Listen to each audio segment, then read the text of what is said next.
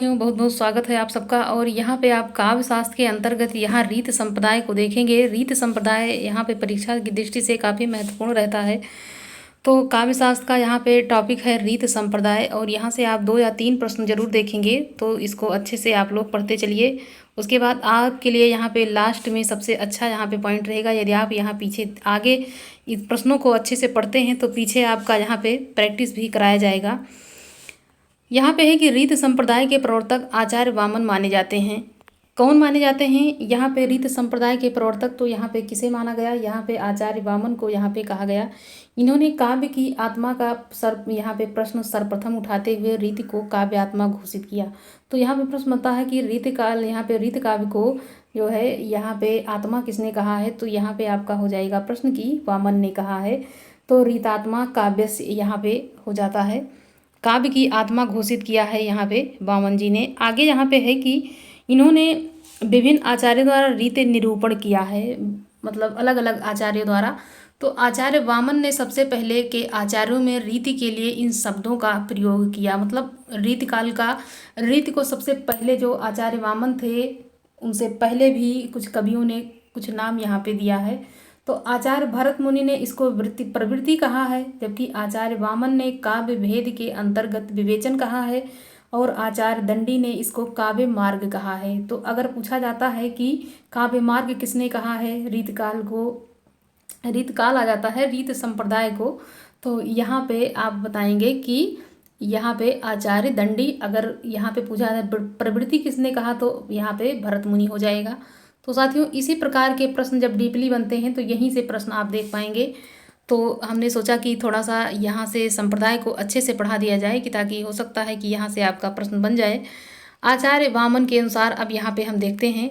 सर्वप्रथम आचार्य वामन ने रीत शब्द का प्रयोग किया। तो सबसे पहले रीत संप्रदाय का मतलब रीत शब्द का प्रयोग किसी ने किया है, तो वो किया है यहाँ पे वामन जी ने। यद्यपि आरंभिक आचार्य भरत मुनि से ही रीत एवं गुण संबंधी विवेचन आरंभ हो गया था, किंतु वामन पर उनके पूर्ववर्ती आचार्य भरत मुनि, भामा और दंडी का विशेष प्रभाव नहीं पड़ा। यहाँ पे कहने का मतलब ये है कि सबसे पहले यहाँ पे भरत मुनि ने इसका आगाज कर दिया था, और दंडी और यहाँ पे और कवि जो हैं हमने बताया है आचार्य यहाँ पे भामा ने भी इसकी शुरुआत की थी, लेकिन उसका प्रभाव इनके ऊपर नहीं पड़ता है और इनका दूसरा ही यहाँ रहता है। ये आचार्य दंडी ने रीत के नियामक के रूप में गुण को मान्यता प्रदान की। तो दंडी ने रीत के नियामक के रूप में गुण को यहाँ पे मान्यता प्रदान कर दी, और रीत में व्यक्तित्व की सत्ता भी मानी थी। इनके अलावा आचार्य वामन को पूर्ववर्ती आचार्यों से प्रधानता पारिभाषिक शब्द ही मिले। तो इनसे ज़्यादा कुछ देखने को और सीखने को यहाँ पे वामन को नहीं मिलता है। तो इन्होंने अपनी ही पहचान यहाँ पे बनाना शुरू कर देते हैं। इनके अनुसार विशिष्ट पद रचना रीति है, पदों की विशिष्ट रचना ही रीति है। तो यहाँ पे कहा गया है कि इनके अनुसार, वामन के अनुसार, कि विशिष्ट पद रचना यदि आ जाता है कि ये किसकी है, विशिष्ट पद रचना रीति, तो यहाँ पे ये वामन के यहाँ पे हो जाएंगे, पदों की विशिष्ट रचना ही हो जाएगा। आगे है कि पदों में आने वाली विशिष्टता का कारण गुण को माना जाता है, और विशेषो गुणात्मा। तो आने वाला जो यहाँ पे विशिष्टता है उसके गुण को यहाँ पे विशेषो आत्मा भी किसने माना? वामन ने माना। आगे यहाँ पे है गुण का लक्षण। यहाँ पे दिया हुआ है कि जो गुण का लक्षण है, काव्य शोभा कर्तारो धर्मा गुणा, काव्य की शोभा करने वाला धर्म गुण है। किसने कहा है यदि पूछा जाता है तो ये उक्ति भी किसकी हो जाएगी? वामन की हो जाती है। आगे है कि इससे पहले वैदर्भी और गौड़ी की चर्चा हो चुकी थी, इन्होंने उसमें पंचाली को शामिल कर लिया, कर रीतियों की संख्या 3 मानी है। तो रीतियों की संख्या अगर पूछा जाता है 3 किसने मानी है, तो यहाँ पे वामन हो जाएगा आपका सही जवाब।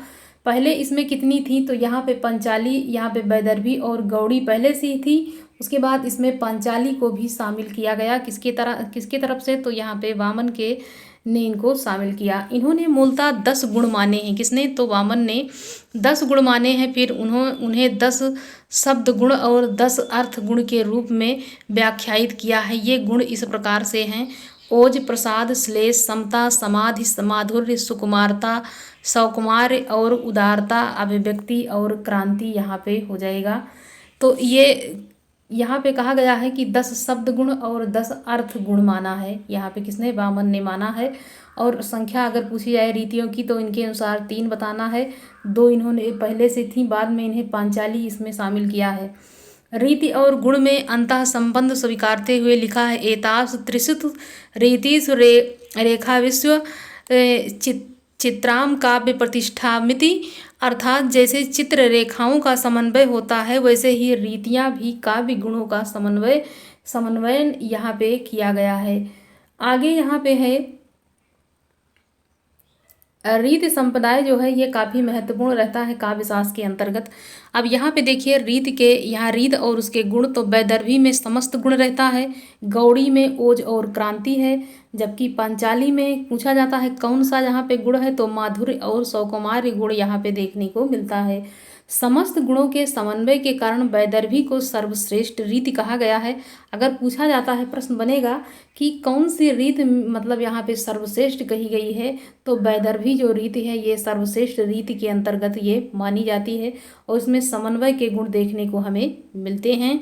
आगे है कि आचार्य रुद्रन ने वैदर्भी को समास रहिता माना, किंतु वामन ने मतानुसार वैदर्भी हमेशा समास रहिता नहीं होती है। जब होती है तब वह शुद्ध वैदर्भी कहलाती है। जब होती है तो वह शुद्ध वैदर्भी होती है, उसमें जो है हमेशा ये समास रहित नहीं होती है। लेकिन रुद्रट के अनुसार वैदर्भी को समास रहिता यहाँ पे स्वीकार किया गया है।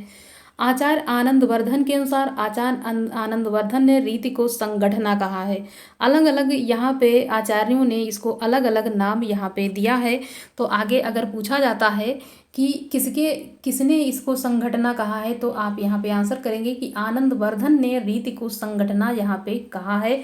इन्होंने रीत को समास से जुड़ा हुआ माना है। जैसे वहाँ पे रुद्रट ने समास रहित कहा है, यहाँ पे जुड़ा हुआ माना है किसने? आनंदवर्धन ने। आगे यहाँ पे है कि किसके अनुसार संगठना गुण के आश्रित रहती है तथा मूलतः रस की साधन है, रस को व्यक्त करना ही संगठना का कार्य है। तो ये किसके अनुसार हो जाएगा? आचार्य यहाँ पे आनंदवर्धन हो जाएंगे।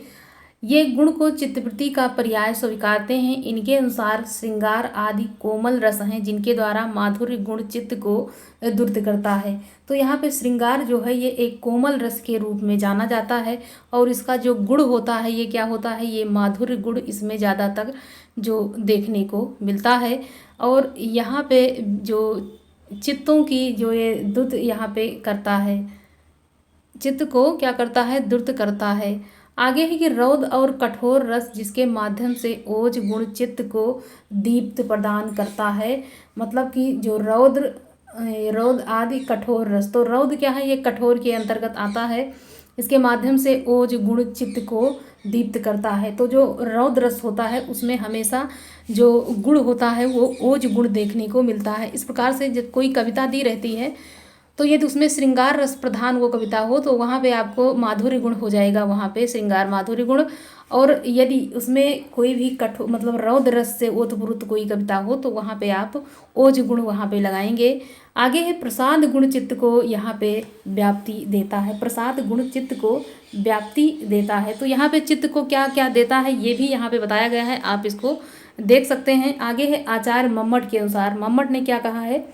तो आचार्य मम्मट ने रीति को वृत्ति कहा है। आचार्य मम्मट ने रीति को वृत्ति कहा है। यहाँ पे ये प्रश्न बनेगा कि कौन से कवि ने रीत संप्रदाय को क्या कहा है, तो यहाँ पे आप देखेंगे कि आचार्य मम्मट ने रीति को वृत्ति कहा है। क्या कहा है? वृत्ति यहाँ पे कहा है।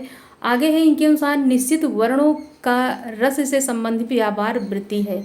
तो यहाँ पे है कि इनके अनुसार निश्चित वर्णों का रस से संबंधित व्यापार वृत्ति हो जाएगा।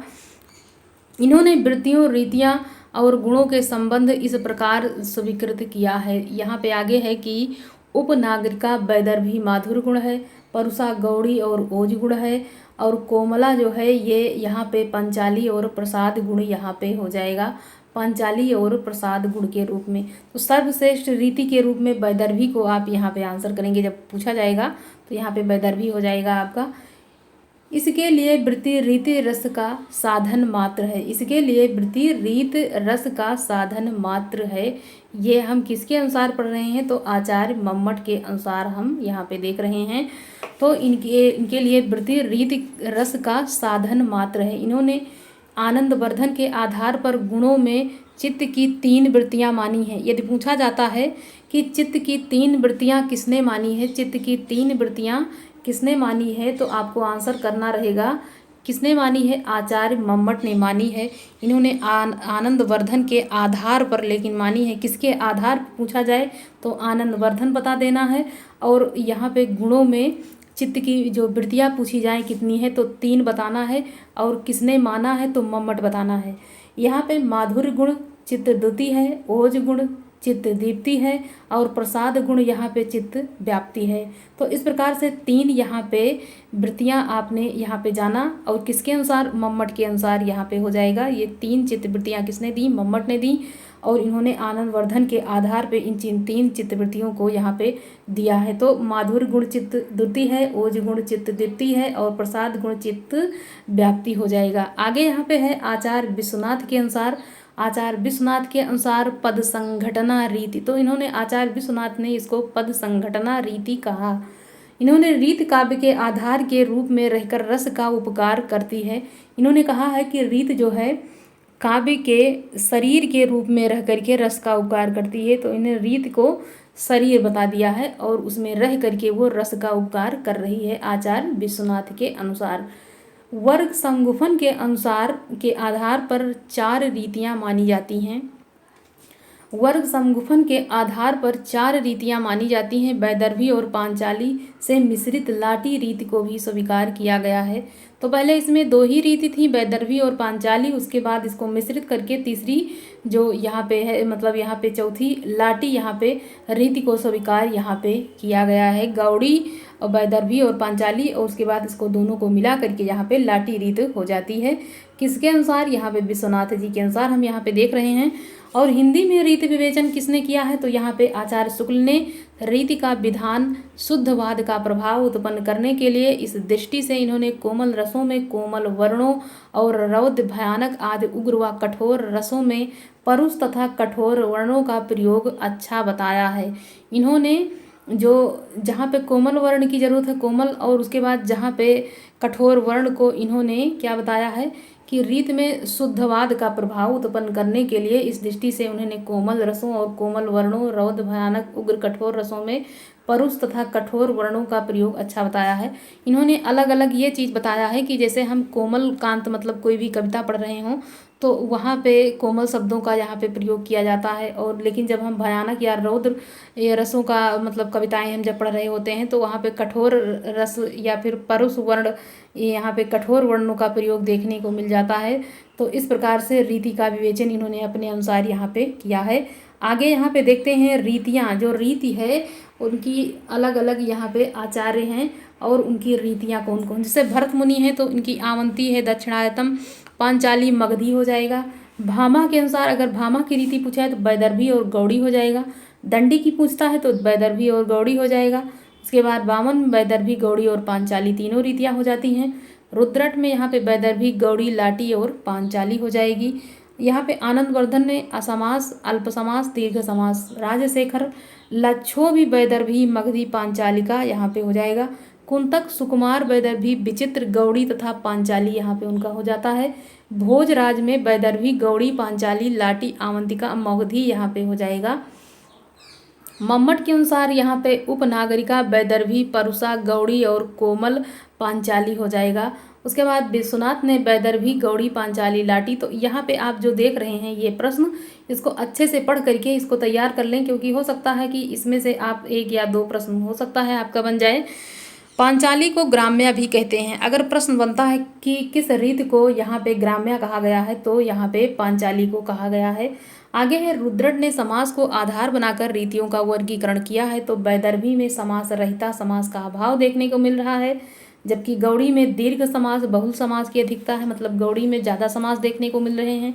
लाटी मध्यम समास युक्त, मतलब इसमें मध्यम ना इसमें ज़्यादा है और इसमें ना कम है, तो ये मध्यम हो जाएगा। पांचाली में लघु समास, यहाँ पे समास की न्यूनता रहती है, मतलब समास कम देखने को मिलते हैं। समास को आधार बनाकर ही रीतियों को यह भी कहा गया है कि वैदर्भी असमस्त पदा है, यहाँ पे गौड़ी उद्भट पदा है, पांचाली कोमल पदा है। तो आप ये भी देख करके देखें कि यहाँ पे वैदर्भी असमस्त पदा है, गौड़ी उद्भट पदा है और पांचाली कोमल पदा है। आप इन प्रश्नों को देखकर ये थोड़ा ना हो जाएं कि ये तो कहाँ से उठा लाई मैम, ये तो बहुत ही कठिन प्रश्न है। आप वहाँ पे जब प्रश्न को पढ़ती हैं तो आप इसी प्रकार के प्रश्न वहाँ पे मिल जाते हैं देखने के लिए। तो आप यहाँ से इन प्रश्नों को जो भी कराया जा रहा है बहुत ही प्रमाणिक बुक है, तो आप यहाँ से इनको ज़रूर पढ़िए। ये रीति संप्रदाय बिल्कुल अच्छे से तैयार करें कि आपका 2 या 3 प्रश्न जो भी यहाँ से बनता है वो छूटे ना। आगे यहाँ पे है कि कुंतक ने रीति को मार्ग के रूप में विवेचित किया है और 3 मार्ग माने हैं। अगर पूछ लिया जाता है कि रीति यहाँ पे मार्ग के रूप में जो विवेचित किया है कुंतक ने कि कितने मार्ग माने हैं, तो इन्होंने 3 मार्ग माने हैं। तो यहाँ पे पहला मार्ग है सुकुमार विचित्र और यहाँ पे मध्यम, उसके बाद तत्पश्चात वैदर्भी, गौड़ी और पांचाली का क्रमशः इन मार्गों में समावेश किया गया है। ये मार्ग कवि स्वभाव है, स्वभाव पर आधारित है, कवि स्वभाव पर आधारित ये यहाँ पे मार्ग माना गया है। तो कुंतक ने रीति को यहाँ पे क्या कहा है, मार्ग कहा है, मार्ग के रूप में इन्होंने विवेचित किया है, जिसमें 3 मार्ग इन्होंने दे दिया है। ठीक है, इस प्रकार से आगे है कि रीति को वृद्धि करते हुए 3 भेद किए हैं, उपनागरिका, परुषा और कोमला। तत्पश्चात इन्हें ही क्रमशः वैदर्भी, गौड़ी और पांचाली यहाँ पे किया गया है। तो यहाँ पे वृत्ति के रूप में अगर देखा जाए तो किसने किया था, यहाँ पे मम्मट ने कर दिया है। क्या कर दिया है, वृत्ति के रूप में उपनागरिका कहा है, परुषा कहा है, कोमला यहाँ पे कहा है। वैदर्भी को इन्होंने यहाँ पे उपनागरिका कह दिया है, परुषा को गौड़ी कर दिया है, कोमला को यहाँ पे पांचाली कर दिया है। तो आप इस प्रकार से यहाँ पे देखे होंगे कि ये प्रश्न किस तरह से बन रहा है, और अगर यहाँ से आप पढ़ लेते हैं अच्छे से तो आपका कोई भी प्रश्न नहीं छूटेगा। और साथियों यहाँ पे पढ़ करके इन प्रश्नों को मैंने खुद यहाँ आप लोगों के लिए तैयार किया है। तो यहाँ पे आप देखिए, आप जो आगे पढ़ाया गया है उसी से प्रश्न बना है कि रीति संप्रदाय के प्रवर्तक यहाँ पे किसे माना जाता है। तो यहाँ पे आपका आंसर हो जाएगा वामन, यहाँ पे आपका सही जवाब हो जाता है। आगे है कि आचार्य वामन ने सबसे पहले रीत शब्द को काव्य मार्ग कहा। तो यहाँ पे आचार्य वामन से पहले रीत शब्द को काव्य मार्ग किसने कहा, इसमें से भरत मुनि, भामा, दंडी या फिर रुद्रट ने। तो यहाँ पे सबसे पहले किसने कहा है, यहाँ पे दंडी ने कहा है। किसने कहा है, दंडी ने कहा है। आप यहाँ पे आगे पढ़ चुके हैं, उन्हीं प्रश्नों को फिर से दोहराया जा रहा है। समस्त गुणों के समन्वय किस रीत में है, तो यहाँ पे वैदर्भी में है, गौड़ी में, पांचाली में, या फिर गौड़ी और पांचाली यहाँ पे दोनों में देखने को मिल रही है। तो यहाँ पे समस्त गुणों के समन्वय किस रीति में है, वैदर्भी में है, गौड़ी में है, पांचाली या फिर गौड़ी पांचाली दोनों में है। तो किस में है यहाँ पे आप बताएंगे। तो यहाँ पे जो रीति हो जाती है, जो समन्वय के कारण यहाँ पे क्या हो जाएगा, सर्वश्रेष्ठ रीति जो होती है ये वैदर्भी यहाँ पे हो जाती है।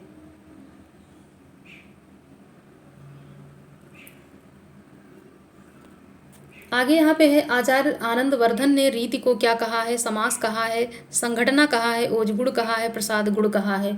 तो यहाँ पे इन्होंने क्या कहा है, संघटना इन्होंने कहा है। किसने, आचार्य आनंदवर्धन ने। आगे है कि आचार्य मम्मट ने रीति को क्या कहा है, तो कति यहाँ पे कहा है, वृत्ति कहा है, यहाँ पे चित्तद्युति कहा है, या फिर माधुर्य गुण कहा है। तो इन्होंने यहाँ पे वृत्ति कहा है। किसने कहा है, तो आचार्य मम्मट ने यहाँ पे रीति को वृत्ति कहा है। आगे है कि यहाँ पे कि वैदर्भी और पांचाली से मिश्रित लाटी रीति को स्वीकार किया है। किसने स्वीकार किया है, तो भरत मुनि ने, आचार्य विश्वनाथ ने, मम्मट ने, या फिर भामा ने। किसने इसको स्वीकार किया है, वैदर्भी और पांचाली से मिश्रित जो रीति यहाँ पे बनी है तो इसको स्वीकार किया है किसने, आचार्य यहाँ पे विश्वनाथ ने यहाँ पे स्वीकार किया है। आगे है कि किस रीत को ग्राम्या भी कहते हैं। तो किस रीत को कहा गया है ग्राम्या, वैदर्भी को, पांचाली को, गौड़ी को, या फिर लाटी को।